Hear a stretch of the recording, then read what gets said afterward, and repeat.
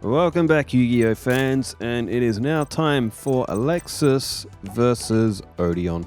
And if we know anything about Odion's previous duels, we're probably in for a good match. Odion generally he literally brings it every time. He's had some of the best matches that we have seen on the channel. As Wind Up Dog is card of this duel. Rock, paper, scissors, shoot is won by Odion. So Odion has elected to go first in this one. And since it is Tuesday, well, it's Tuesday in Perth, Western Australia, currently, it might be... No, it should be Tuesday everywhere else. I think, anyway. Well, also depends on what day you watch the video. It might be Wednesday. Maybe it's a Saturday, who knows, but... On this day, the day of the 18th of...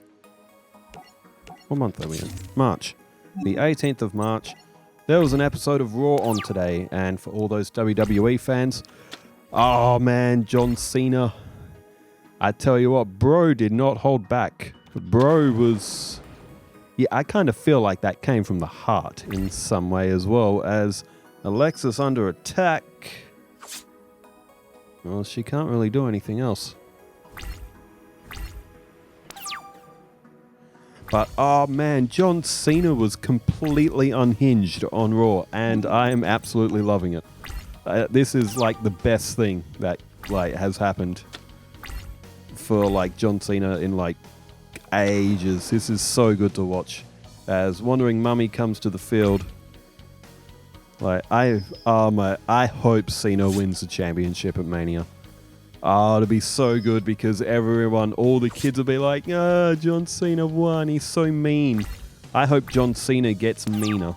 And, oh man, he cut loose on, even there's kids in the audience all dressed up in his gear. And Cena's just like, to hell with these kids, man.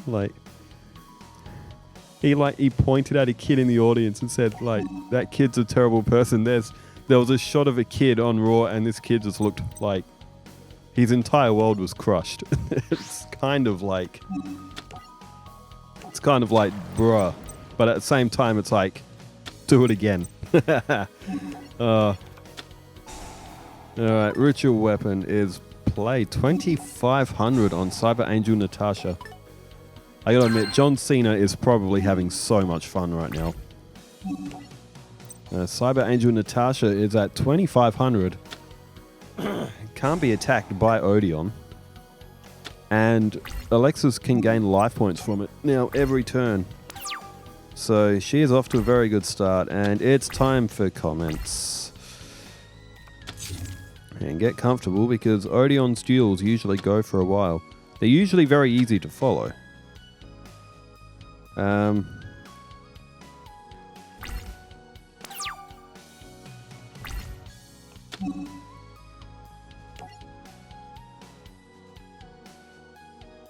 I believe it was here. Metal Reflect Slime. Oh, that could come in handy. Metal Reflect Slime. 3,000 defense.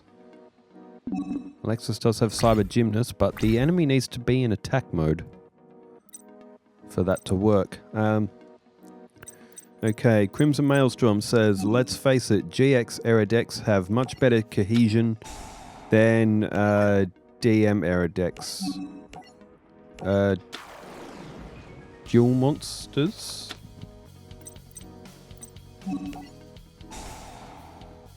DM Duel Monsters, I think, unless I'm going blank or something, but yeah, GX, because more people built their decks around a single archetype. That is true. The GX decks, they do work a lot better than the decks that came before in the original Yu-Gi-Oh series.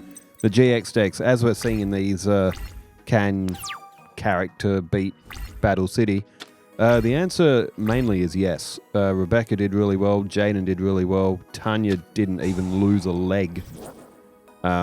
She won 2-0 every match.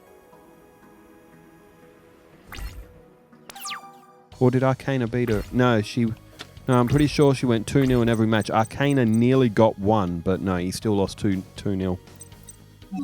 But he got her down to like maybe like under 2,000 life points or something. It was actually very close, but Crimson Maelstrom also says Exodia obliterate. That was for my Exodia. Did everyone like the me getting that machine monster to 99999 attack points as well? That took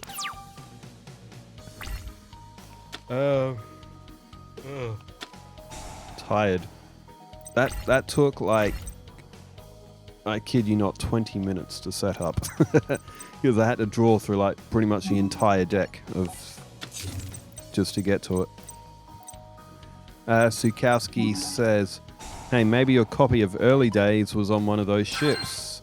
Too busy dropping off cards to Duel Academy to swing by Perth at a reasonable date. I'm picturing the first mate telling the captain, hey, we're supposed to go to Perth first. A bunch of people are waiting for their copies of Yu-GiOh Early Days. And the captain being like, if they wanted stuff on time, they wouldn't live next to the middle of nowhere. Yeah, pretty much. Now offload these cards so a bunch of young teenagers can secure the futures as professional duelists. If only, like, Yu-Gi-Oh! Card game was like as popular as the World Series of Poker or something. Like, because World Series of Poker, man, those guys win a lot of money for winning the big tournaments. And I get the feeling that professional Yu-Gi-Oh! Could almost get watched as much as World Poker Tour. I might be wrong, but I get the feeling that there would be enough Yu-Gi-Oh! Fans in the world to, like, almost match that level of viewership. Although I think the prize money from World Poker Tour games doesn't necessarily come from viewership. I think some of it might come from the buy-in as well, but... Swords of Revealing Light. I think if I talk too much about poker, I might get demonetized. Moonwolfie says, I've been checking for new Yu-Gi-Oh! Content from you, and here we go. Alexis versus Yugi. When he doesn't brick, Yugi can be very good, but can he fend off the rituals that are the powerhouse of Alexis's deck? Well, looking at the field right now, that Cyber Angel Natasha, that thing is brutal, bro. That is so hard to get off the field. And not only that, the ritual card used to summon it can also protect it from the graveyard. I spent my weekend watching college basketball as Big Dance known as March Madness is starting on Thursday. I also spent it watching the free practices, qualifying and Grand Prix itself that was in Melbourne to start the new F1 season. Bro, speaking of F1 right now is everywhere. Like, I went to Kmart and went to look at like the Lego section, and almost every new set is F1. It's like, bro, it's everywhere. Because of the time difference, it was all on between 9 p.m. and 1 a.m. on each day, my time. Free practice 1 to 9 p.m. Thursday, free practice 2 to 1 a.m. Friday. Free practice 3 to 9 p.m. Friday, qualifying 1 a.m. Saturday, Grand Prix 11 p.m. Sunday. It's a good thing that I am a night owl. I am too. This race, this upcoming weekend, is in China, so once again, with the late PM to early AM times. It's the same for me as well. All the good sport stuff, well, not all of it. A lot of the English football, that's all on in the AM, late PM hours. Some of the games start at like 3 in the morning. And, well, Cyber Angel Natasha is gone. That was from the effect of that. I reckon Needlewall, if that rolls a 6, all of your own monsters should get destroyed, because that card has no drawback to being played. Like, it's a brutal card as well. Mind you, it's easy to get off the field, like, but... and as for Pokemon starters, I am a fire type girl, so I picked the fire starter Charmander, Cyndaquil, Torchic, Chimchar. Chimchar. Yeah, I remember Chimchar. Infernape? Is that the full evolve? I don't know what the middle evolve is for that. That's my knowledge of Gen 4. Scorbunny, Fennekin. Bro, I don't even know what Fennekin is. Tepig. And my all-time fire starter is Charmander. I love a number of Pokemon from various generations, though most are from the first 3 gens. Same with me from the first 3 gens. But Charizard is my number 1. My Charizard was my beat stick. Well, Charizard, you know what's ironic? In Pokemon Blue and Red, the original Blue and Red, Charizard can't learn Fly. It can in Yellow. They changed it in Yellow, but the original Blue and Red, I kid you not, Charizard cannot learn Fly, which is, like, which is funny in a way, but with its, you know, big gigantic wings. Same with Dragonite. Dragonite can't learn it either. Dragonite, I kid you not, in Gen 1, I could not believe this. When I did a solo run with Dragonite, when I was going through Brock was really hard because Dragonite, using that as a starter Pokemon, well, let me explain first. With Red and Blue, those games are held together by figurative duct tape. They are very easy to hack, and by changing a little bit of the game's code to have it read something else, you can modify your starter Pokemon, and you can start with whatever 151 Pokemon you want. So when I did Dragonite's run, Brock was really hard because Dragonite only has Wrap, Thunder Wave, Agility, and something else. It doesn't have a good moveset, so it took me a long time to get through Brock. I got into Mount Moon, there's a TM for Water Gun, which I think Dragonite can learn. And then I was like, oh, I can pick up Mega Punch. That'll help me with Misty. I kid you not, in Gen 1, Dragonite, with its 2 big bulky arms, cannot learn Mega Punch. And I was like, you have got to be kidding me. That does not make any sense. Dragonite cannot learn Mega Punch. Yet, like, Chansey can learn Fire Blast. Or, what's a ridiculous move that one of those Pokemon can learn? Doduo. Doduo can learn Fly. It doesn't even have wings, but it can learn Fly. Dragonite can't use Mega Punch, bro. Like, it's... I kid you not. I don't know if it was changed for later generations, but in the original Gen 1, yes. I used to like this game. 2468 says, you can also create an infinite loop with Butterfly, Dagger, Elmer, and Gearfried to draw off Royal Magical Library in this game.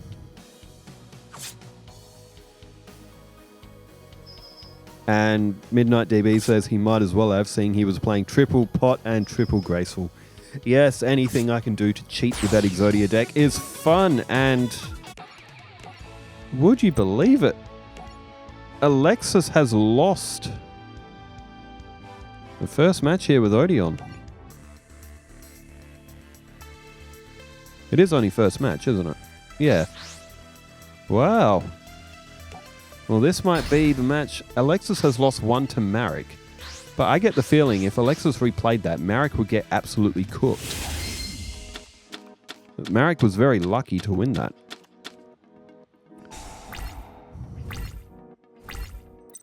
Well, Odion's up 1-0. And, well, I guess the opponents here, they are getting progressively harder. I reckon Alexis might actually struggle with Bakura. Depending what Bakura draws. Dan Player 2K says, Red Eyes decks has always been my favorite. You can always make a Night Shroud deck, which is Red Eyes and Atticus. His Beast Warrior deck, which is completely different than his Red Eyes deck. And leave Joey as a base Red Eyes and Night Shroud as his Red Eyes. That's it's an interesting point as well. Again, the GX decks, they change. Like, players use different decks during the series, so it's very difficult to make a season like I did with Battle City and the original Yu-Gi-Oh series. Maybe I should do Silveri Kalgos season first.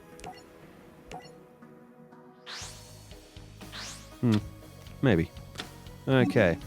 Cyber Angel Natasha again coming to the field. We saw what it did last time, although Alexis does have Monster Reborn this time. And can she get the win on this one? Well, she needs to win 2 in a row against a good opponent in Odion here. Dan Player 2K. Fun deck. This is for the Exodia duel. Fun deck. Mine takes a bit longer as I have more cards and some traps, but fun nonetheless, yeah. Exodia decks are always good fun because you just know that your opponent's going to get absolutely trolled. That's the way I usually play Yu-Gi-Oh! I make troll decks that just annoy the opponent, like my stall deck that I showed earlier, as well as Poisonous Snake Token is on the field.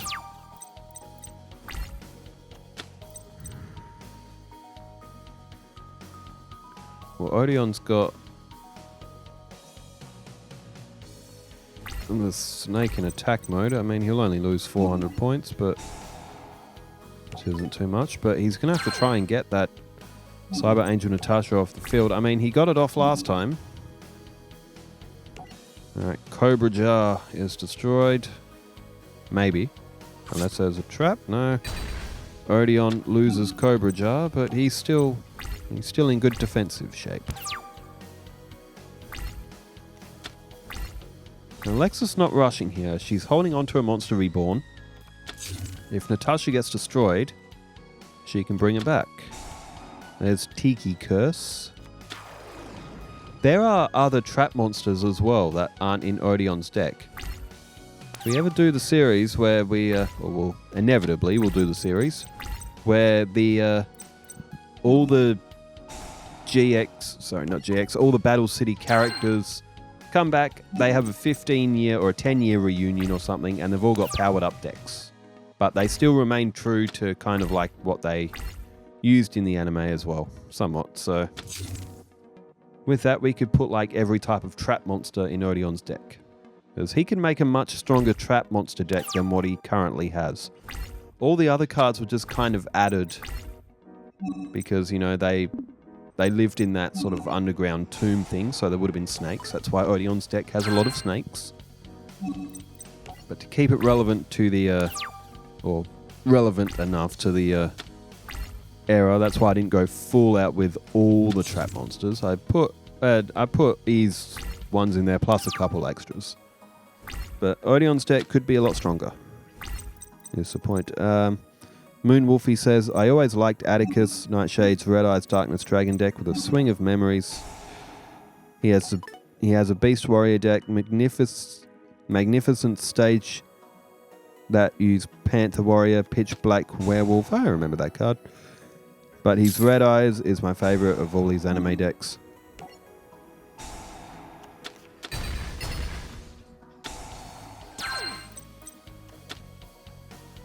Midnight DB says, I'll never forgive them for localizing that card as Wild Edge.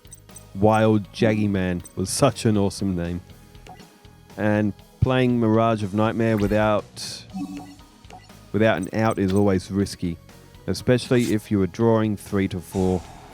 Unless you really need draws, it's best to wait for Mystical Space Typhoon or Emergency Provisions to set it with. I have Emergency Provisions on physical card. And at the time of recording this, there is one more comment from Midnight DB as well.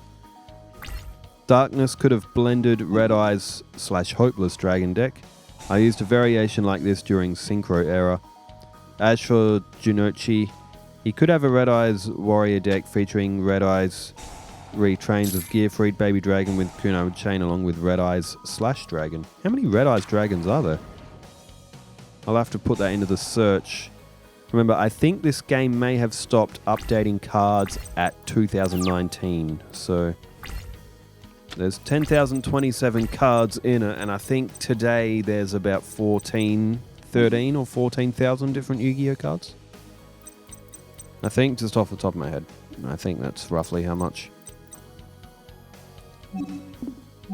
Which, when you think about it, is pretty insane.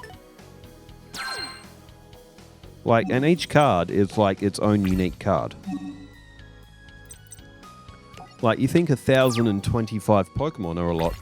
There's like 13 to 14,000 different Yu-Gi-Oh cards, each with their own unique art, their own unique effects, descriptions, etc. Like, when you think about that, that's pretty mad. Like,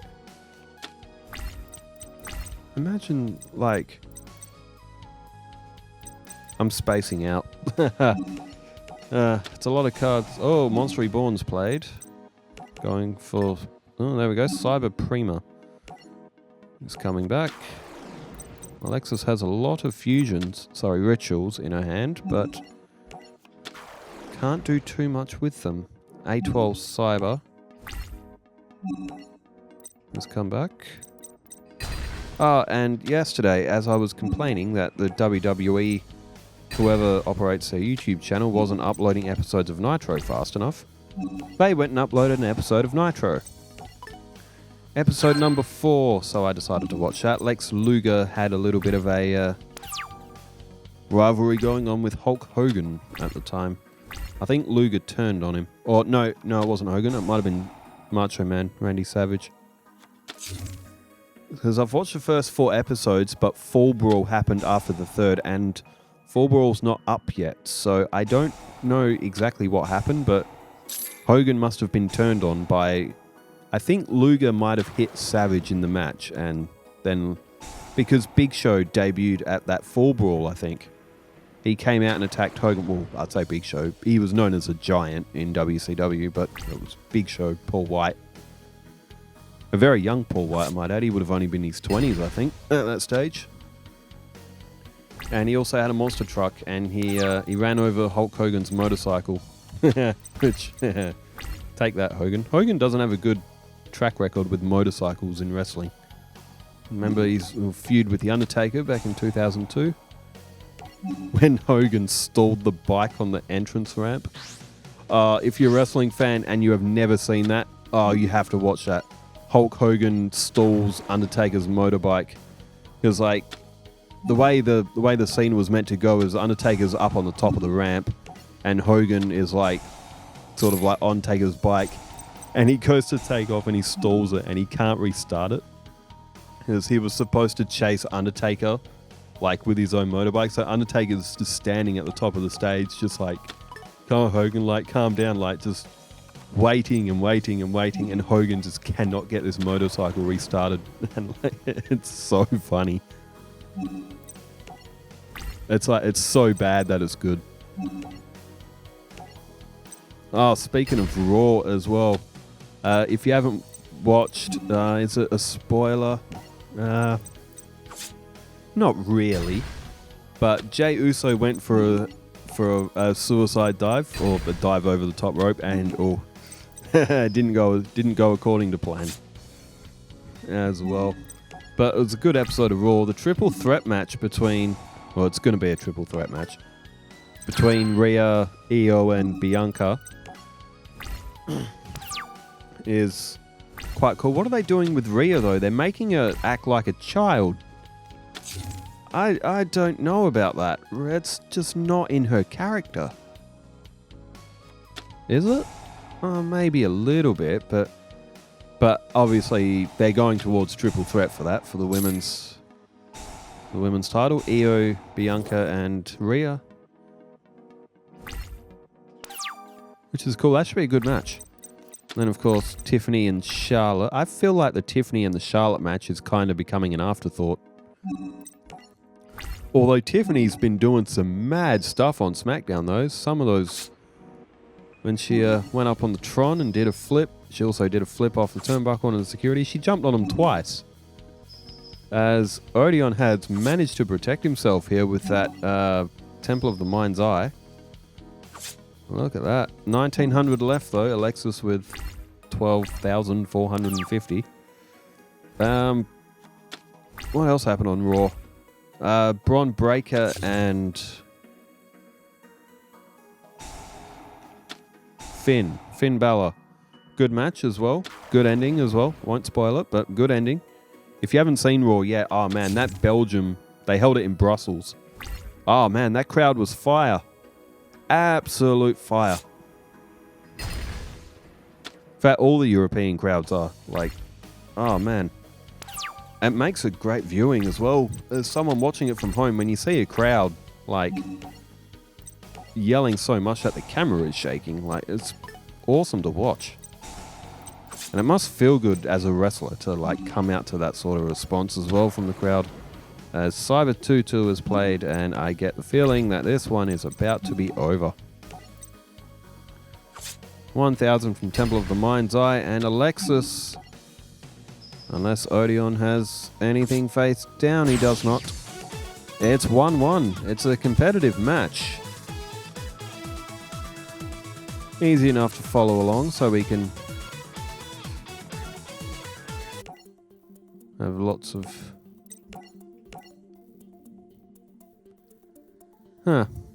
Intrusive thought. Well, the background thing where you have the two characters up when the game's in the lobby. And, there it is. Those squares that are floating around. Let's go back to the PS1 days. Did anyone ever play a game called Robotron X? It's a bit of a niche game. I don't think everybody played it. But did anyone ever play Robotron X? I still have that game. Still down there on my shelf. One of the games I didn't lend or sort of lend to my aunt. Thankfully. Because a lot of those games, well, pretty much all of them are now gone. One of them was Bugs Bunny Lost in Time. That game is not easy to find. And it's also a cult classic as well.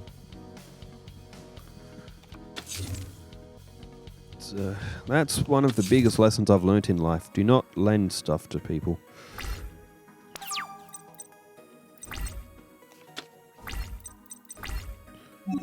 I just got sent a reel from a friend.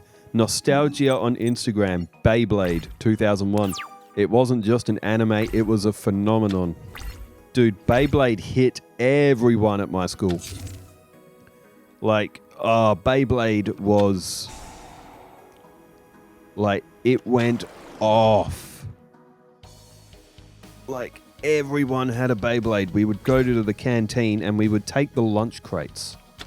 Because they were a plastic encasing and we'd use them as Beyblade arenas. And everyone was playing Beyblades at recess and lunch. I started watching that. The whole series is on YouTube. I started watching it and stopped. I'd have to keep watching it. I didn't mind it. It's not, the anime's not quite as good as I remember it though, but yeah, it's still good. It's just, I need to watch it a bit more. You know what irritates me? The fact that SpongeBob is not consistently on one of the streaming services. Netflix has got seasons 8 and 9 only. I think something else, maybe, I don't know, Prime Video might have a couple. You know, there's 3 or so of them seasons available on Apple Store and all this. Like, why is SpongeBob so scattered? Mind you, I have seasons 1 to 11 on DVD, and it might actually be easier to watch it on DVD than what it is on a streaming service.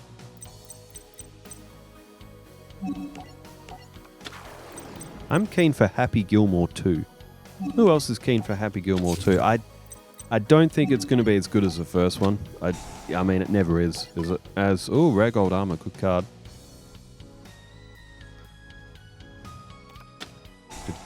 Oh, Magic Jammer.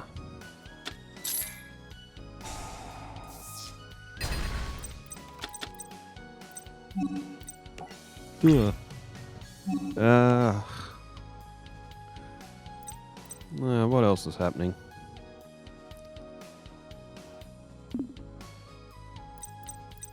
I need to rewatch Pokemon anime. I wish I had a hyperbolic time chamber so I could just watch every anime. I finished it a while ago, but I finished Ghost Stories. If you haven't watched Ghost Stories, and when I say don't watch the Japanese version, watch the English dub, because the English dub is so funny. But yes, I've watched all the Ghost Stories. I mean, there is so much anime to watch. There is just so little time to watch it all. As embodiment of Apophis. In for the attack.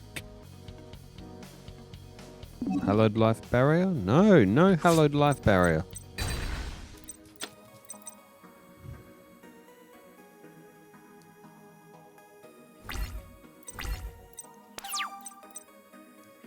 Oh, turn change. Oh, monster reborn. Ain't much to reborn though.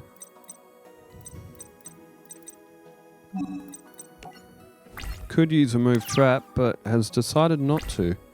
I mean, there is the metal reflex slime that remove trap can be more handy for. And oh, what happened there? Odion attacked Cyber Gymnast. That may have been a misclick. He may have been wanting to go for that face down there. It happens. It happens. I watched Shrek earlier today. I hadn't seen the original Shrek for years. I still remember every line from it though. I remember that movie like I watched it yesterday. But, what are you doing in my swamp? Do you know the Muffin Man? The Muffin Man? The Muffin Man? Who lived on Drury Lane? Well, she's married to the Muffin Man. The Muffin Man? The Muffin Man! I can't do Gingerbread Man's voice. I can't do Farquaad's voice either. Too high pitch. Oh, Dakini! We love Dakini! Throw it down! That Cyber Angel Dakini is an awesome card. Like, this thing is broken. Cyber Angel Dakini.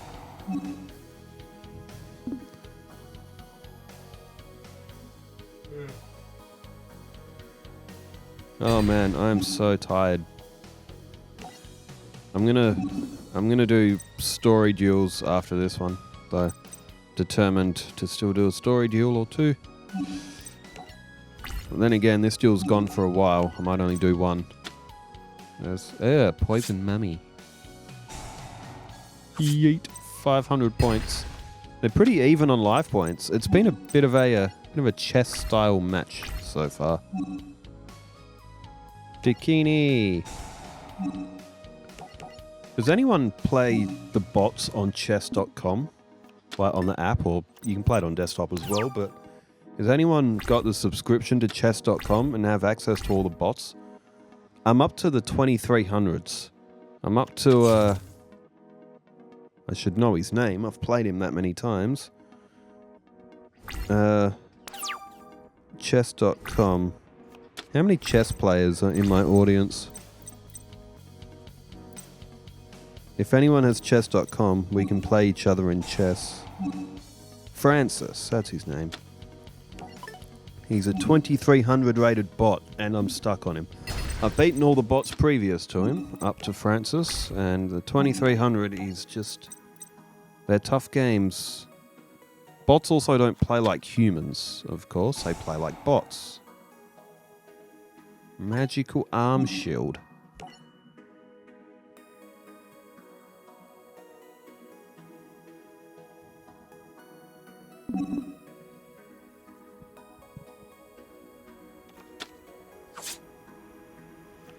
Odion takes life point damage, but Alexis has lost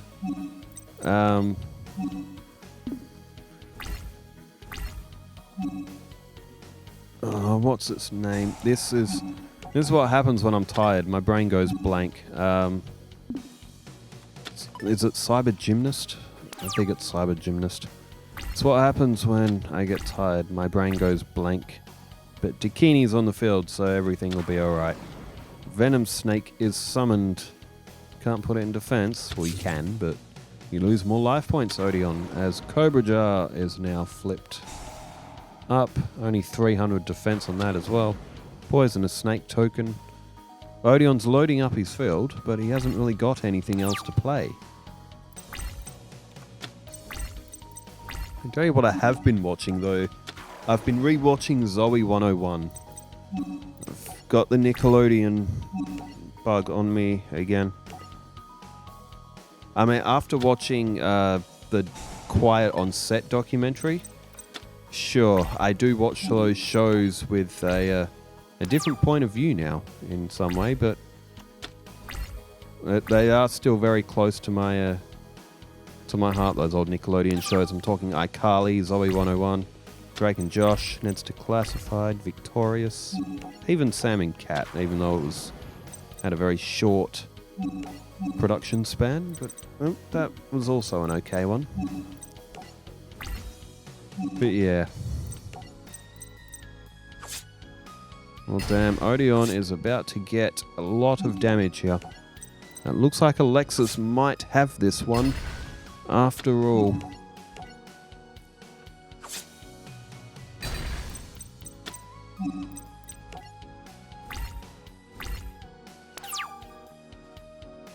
I hope WWE start putting ECW up on YouTube as well. They have made an ECW account, they just haven't uploaded anything to it. I would be so keen to watch all of Hardcore TV. I did start watching them all. I started watching them all from when they were up on Binge. I started watching them all from 1997. But then Binge lost its WWE deal. WWE went to Netflix, and now Netflix have barely uploaded anything. I mean, they upload like 5 episodes of every year. They've uploaded like all of the episodes from the past couple of years, but the Vault, complete the Vault Netflix.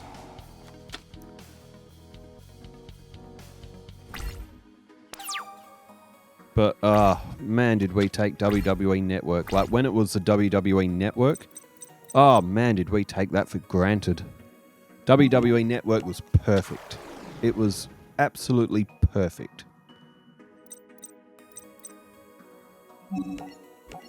But I mean, when a streaming service offers you $5 billion, you typically don't say no. It's generally not the best business decision to say no. But WWE Network, it was perfect. All the dates, you could search everything chronologically, you could pick what promotion you wanted. The back category, I mean, it's all still available. It's all still up there, uploaded on WWE Network. It's just not accessible. But it was perfect. Maybe one day we will be able to subscribe to WWE Network again for as little as $10 a month. Low key, I kind of want to subscribe to TNA and watch all their back catalogue. I know they formed in 2002, but like I want to watch like peak TNA of like 2006 to like 2010 or so. Back when, you know, a lot of the ex-WWE guys, Angle, well, AJ Styles started there as well. Well, he didn't start there. I think he wrestled before that, but you know what I mean. Booker T was there for a bit. Scott Steiner was there. Rob Van Dam was there. Jeff Hardy. Although Jeff Hardy had some bad times there as well, didn't he? But I mean, Matt and Jeff are in TNA now, and Jeff looks like he's doing a lot better too, which is good to see. He's like a childhood hero, Jeff Hardy, to so many of us. I grew up watching him perform the most unbelievable stunts. Alright, remove trap. Alexis has held that for a while and has finally decided to use it. Decides not to use Cyber Gymnast's effect. Maybe doesn't want to throw. Oh, I don't know. Maybe forgot it was on the field. I think using Cyber Gymnast would have been the best move there. Odion. Well, with Swords of Revealing Light on the field. Well, there's Fusion Weapon.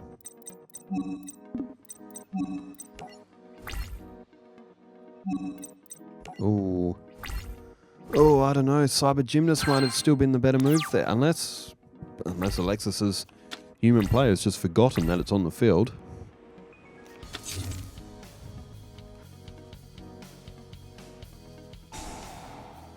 Wandering Mummy uses its effect and goes face down this time. And Swords of Revealing Light. Oh, that's another good card for Alexis too. She can bring back a ritual monster that gets destroyed, so Dakini might be safe here if it does get destroyed. I know that delay. I know that delay when that card comes up. You read that and then you're like, crap, I could have used that effect. I know that delay. One card in hand for Odion. Oh, hell no. Damn, Alexis really should have used the effect of Cyber Gymnast. Wandering Mummy is now flipped up, although Odion's got Temple of the Mind's Eye on the field, so Alexis will only lose 2,000 points, but it'll put her at 2,400, and tell you what, Odion at 35, lucky for Alexis, she actually has that that Ritual Get Back from the Graveyard card. She's got A12 Cyber there as well, so 1,600 defense. Oh, there's Cyber Angel Vrash as well, 3,000 attack. But Dakini is coming back at the cost of 800 life points. Worth every point. 2,700 is back on the field. And now A12 Cyber. Dakini is so good. And this time Regenerating Mummy, which in a lot of ways shouldn't have been left on the field for that long, but it happens. I think Alex... Oh, man, the life points are close, so it's anyone's match.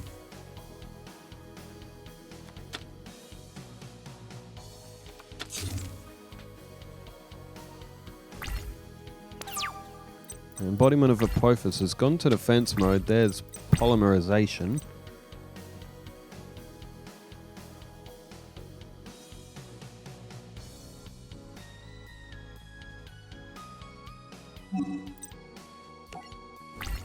She was having a look through Vrash's effect, but...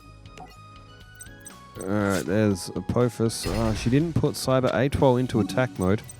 Wouldn't have made a difference, but it would have put Odion to 500 life points. But Alexis, I guess, being cautious. She only has 1,600 herself.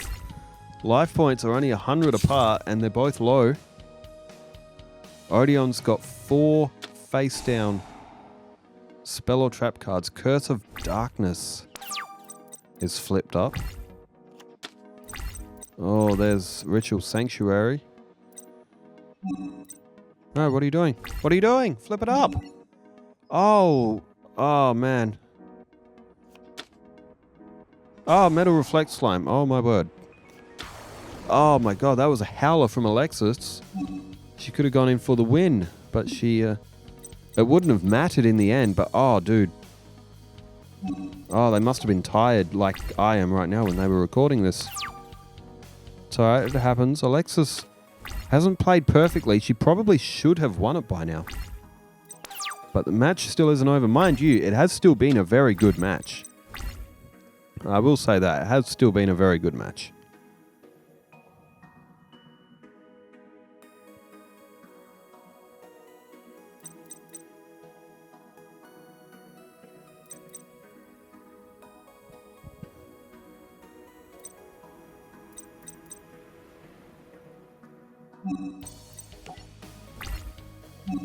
Okay, end phase.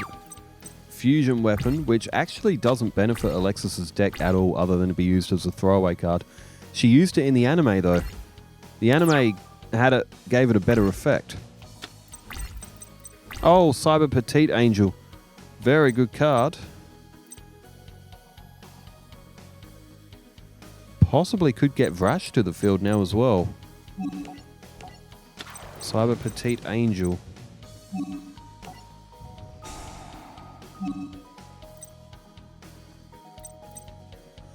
Oh, hang on. Ida 10, that's a 1. If that is tributed, all ritual monsters will gain 1,000 points. That will put Dakini up to 3,700 and will be able to get rid of Metal Reflect Slime. I mean, if Alexis held her remove trap just a few more turns later as well, she could have got rid of it by now as well, but oh, it'll cost her 1,000 points to use it. Could put her down to just 600. She's gonna have to hope that Odion, he does have a Mirror Force floating around in his deck somewhere, but We'll have to wait. And actually, the ritual cards being in the graveyard would probably protect Odion from that. Protect Alexis from that anyway. Cyber Angel Editon's effect. Is it Edaton or Editon or I don't know. Don't activate a spell card. You will lose 1,000 points. 4,000 and 3,700. There goes Metal Reflect Slime Odion. Can he block? Oh, and it's over. Well, Alexis was far from perfect. Human error. It does happen. You have to expect it, but I'll tell you what, she still got the win in the end. Only just. It was a good match, though. It was a very, very good match. A long one, but a good one. Well, thanks everybody for tuning in, and thanks for leaving all the comments as well. Wherever you are in the world, stay safe, take care, farewell.